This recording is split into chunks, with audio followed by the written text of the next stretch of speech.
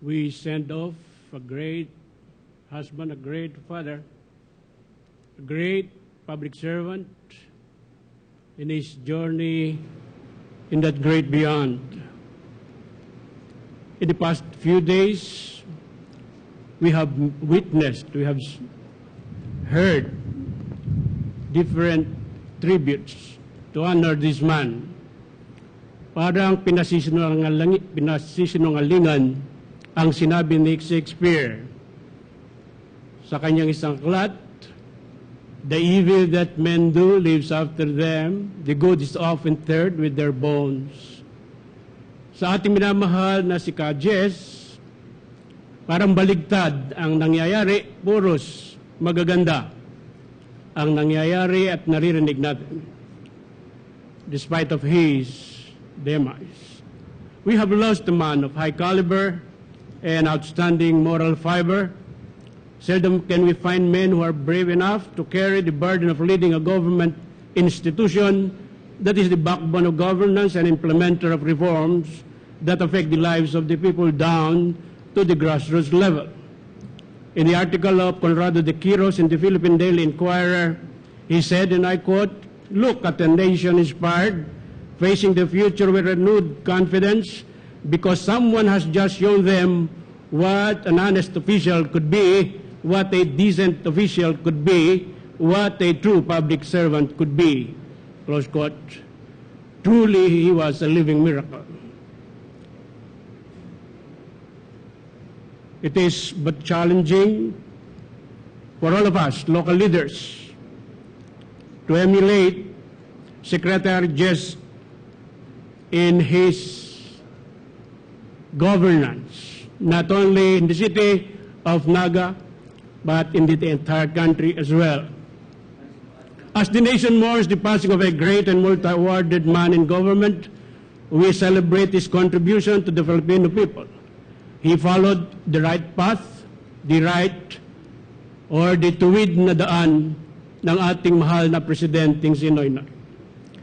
The people of the city of San Fernando joined the nation in mourning the most untimely passing of our beloved partner and mentor in good governance.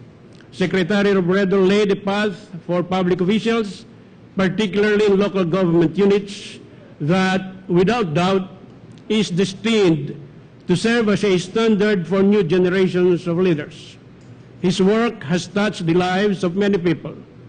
For that and for the humility and simplicity in which he carried out his giant tasks, the good secretary will be remembered and emulated for a long time to come. On behalf also of my constituents and colleagues as mayor of the city of San Fernando, Pampanga, and as president of the League of Cities of the Philippines, and also on behalf of my family, let me relay a message of deepest condolences to Secretary Robredo's loved ones. We share your loss and we pray for your continued strength. But before I go, gusto ko hong makipag-usap ng ilang sandali kay kasamang Jess. Alam mo ba na matagal ka na naming ginagawang buhay na halimbawa? Kaming mga lokal na opisyal na nangangarap ng pagbabago sa maraming nag-iikahos nating mga kababayan, na ang tapat na naising ito'y di pala nangangahulugan ng limpak-limpak na budget o kabangbayan para baguhin mo ang mukha ng isang Naga City, para ipamalas sa bala na ang mga di mabilang na tropeo ng karangalan sa pamamahala, na binigyan mo kami ng lakas ng loob para maging kasangkapan din ng tapat at malinis na pamamahala.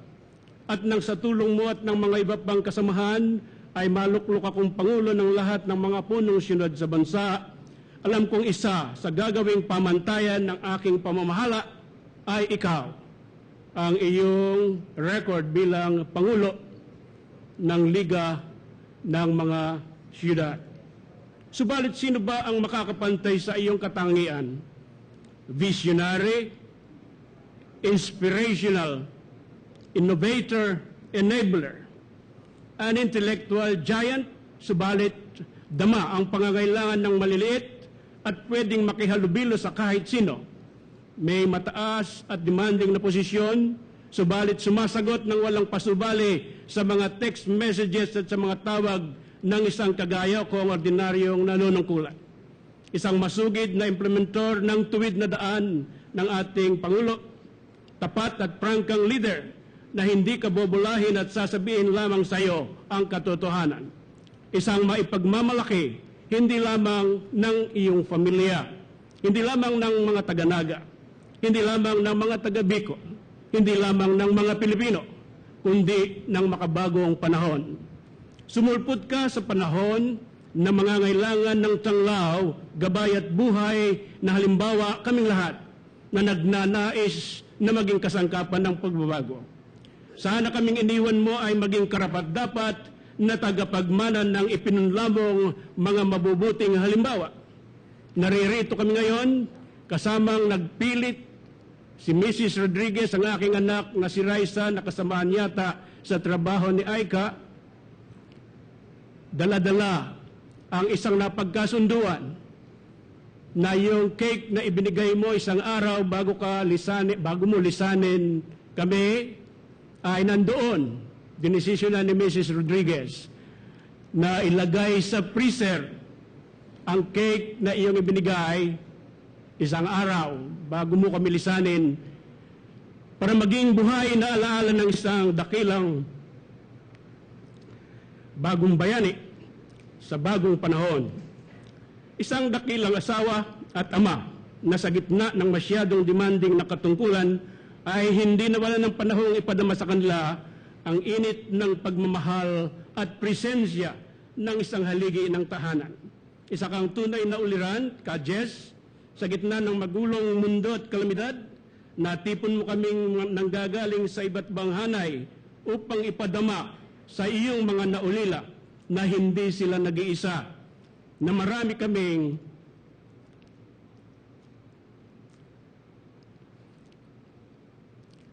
nagmamahal at humahanga sa iyo. Paalam, mahal naming kaibigan, sana'y makamtan mo ang ganap na katahimikan sa sinapupunan ng Diyos hanggang sa muling pagkikita sa daigdig na walang hanggan.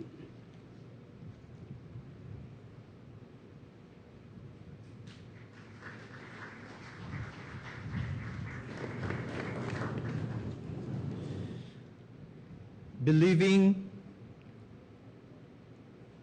in genuine local and fiscal autonomy for all local government units as a vehicle for effective and efficient delivery of basic services to the people, Secretary Jess pushed for inclusivity and unity among all LGUs. He believed that this can be done through active discussions and collaboration in an appropriate forum like the Union of Local Authorities of the Philippines.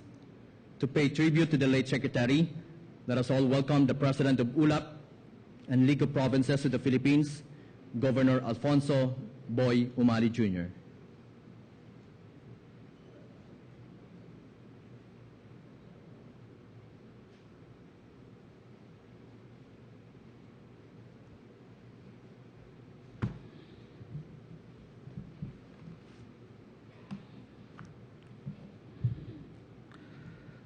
Unang-una po sa lahat, kami lubos na nakikiramay sa may bahay at mga anak ng ating kaibigan si Sec. Jesse Robredo at lubos na nalulungkot sa kanyang biglaang pagkawala.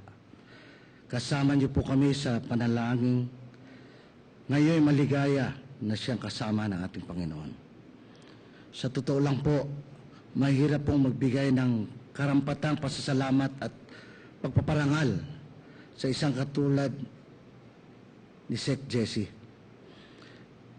Sa panahong iginugol niya sa amin sa ulap na makasama at makatrabaho niya siya sa DILG, damang-dama po namin ang kagustuhan niyang makagawa ng mabuti para sa mga lokal na pamahalaan at sa sambayan ng Pilipino. Maalala po namin si Sec. Jesse bilang isang kaibigan at kasangga sa serbisyo publiko. Siya po straight, dedicated, hardworking. Nasa kanya na po yata lahat. Objective, siya po ay nakikinig lagi. Pinakikinggan muna lagi niya at ini-evaluate lahat bago po siya magbigay ng straightforward answer at honest to goodness na advice sa amin. Simple-simple po siyang tao. Siyang family man.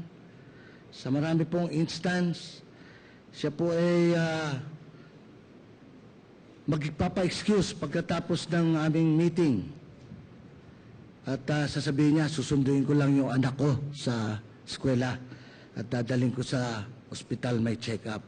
Or kung minsan kahit gabi na, pare, didiretso pa ako sa sa Naga. Pauwi ako. Tatanungin ko saan ka sasakay? Sabi niya, hindi, magbabaylan lang ako. Kung minsan nagbabas pa. So talaga pong napakahirap, napakababa, walang kahere-here. Ito po si Sec Jesse. Every time na mag-text ka sa kanya o tumawag ka sa kanya, he will always find time to answer it kahit po gaanong kabisi siya. Nung minsan ako ho ay dedikado, sabi ko sa kanya, dedikado, bakit dedicated siya? Minsan po siya ay papunta ng Maasin City, Southern Leyte, Hilagov Damian Mercado. At sabi po niya sa akin, boy, baka pwedeng ikaw na ang pumunta kasi pupunta ako sa Bataan, Pampanga, titingnan ko yung mga kalamidad dahil doon sa bagyo. So sabi ko, sige, pumunta ako. Not knowing na yung eroplanong sinakyan ko, yung pala 1 week before, August 10 yun, ay yung pala yung pala ay babagsak at sakay siya ng August 18. Guest speaker po sana siya doon sa Maasin City Founding Anniversary.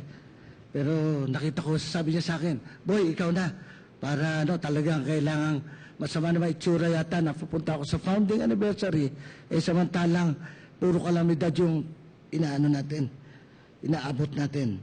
So nagpunta po ako at yun na nga, after a week, ay ako'y nagulat. Pero pagbagsak ng eroplano, nung kinikwento sa akin, may naalala lang po ako. Kasi nung ako po'y pumunta ron, actually 2 beses na akong pumunta ron, ay nung una pong pagpunta ko ron, nung pabalik kami na Cebu using the same plane, meron nag-visibility 0 po sa Cebu noon. At 1 oras po kami paikot-ikot doon sa taas. Pero siguro sa pagod, sa antok, tinatanong ako ni Sec Joel Villanueva, ano ginawa mo nung 1 oras kayo paikot-ikot doon sa... Sabi ko, wala. Natulog ako. Antok na antok ako eh. Sabi ko sa kanya. Tapos nung pangalawa, nung bumalik po yung eroplano, yung po ay in-start ng pilot, yung kaliwang makina, yung kaliwang propeller, umandar po. At yung kanang propeller, siguro mga 5 minutes po kami ron, hila siya ng hila, hindi ko naman naintindihan yung piloto, pero ayaw umandar until siguro mga 5 minutes. Hindi ko alam na may relasyon pala ngayon yung mangyayaring yon. Yung mga kaibigan ko nga, binibiro ako. Sinasabi po nila, buti na lang, hindi ka kabaitan katulad ni Sec Jesse. Kung hindi, baka ikaw ang nakuha ni Lord kaagad. So, sa nakaraang ilang taon na nasa DILG po si Sec Jesse, sobra-sobra po ang suportang binigay niya sa mga lokal na pamahalaan. Basta para sa development programs, sa kasusulang na paggamit ng Millennium Development Goals, sa mga convergence areas ng lokal at nasyonal na pamahalaan, napakabilis ng tugon ni Sec Jesse at ng kanyang staff. Naroon din ang patuloy niyang paghihikayat sa mga lokal na pamahalaan na tahakin ang tuwid na daan. Napakarami na pong LGUs ang mayroong Seal of Good Housekeeping, isang napakahusay na programang sinimulan ni Sec. Jesse sa DILG.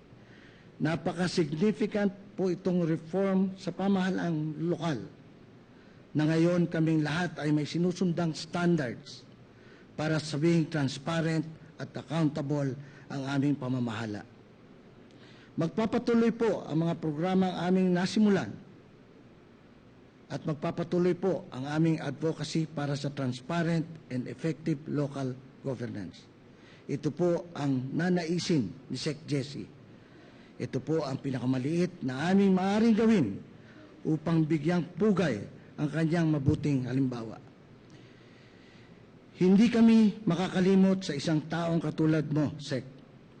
Ang aming lubos na kalungkutan ay siya rin nagbibigay ng lakas at inspirasyon na maging katulad mong nagawa ang mga pangarap na maituwid, makapaglingkod ng tapat at maiayos ang serbisyo sa bawat Pilipino. Ito ang malaking hamon sa aming lahat na maipagpatuloy namin ang iyong mga nasimulan at hangarin. At bago po ako magtapos, nais ko lang pong basahin ang isang kapasyahang binigay po sa akin ng Sangguniang Panlalawigan ng Oriental Mindoro na nagbibigay pugay sa kagalang-galang na Sec.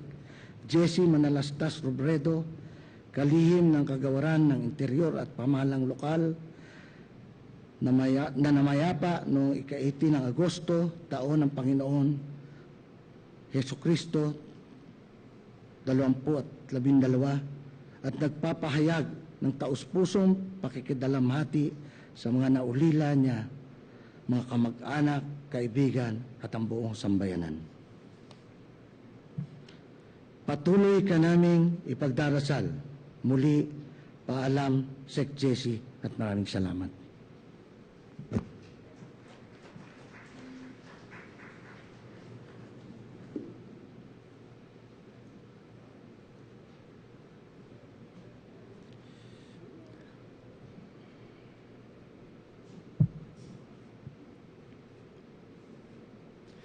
As testimony to Secretary Robredo's brilliance